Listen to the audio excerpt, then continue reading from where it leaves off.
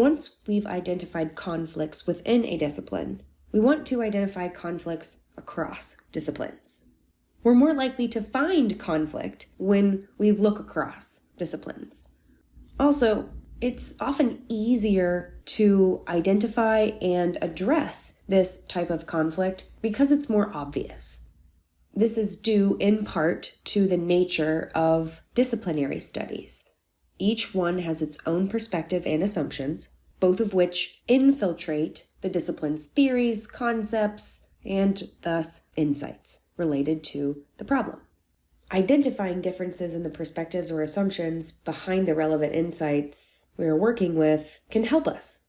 One of the ways of identifying conflict among insights is to find conflict among the perspectives or assumptions, which we've already done to some degree in some of the previous steps of the IRP.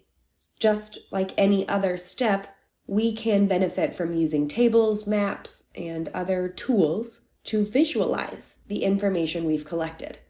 These visualizations can illuminate similarities and differences in ways that text can't.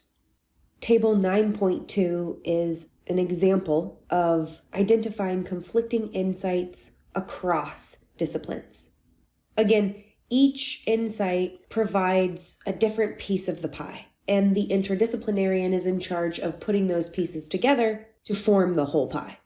Charting this information in this way can help us see how these pieces fit together, how they might be different, how they might be similar.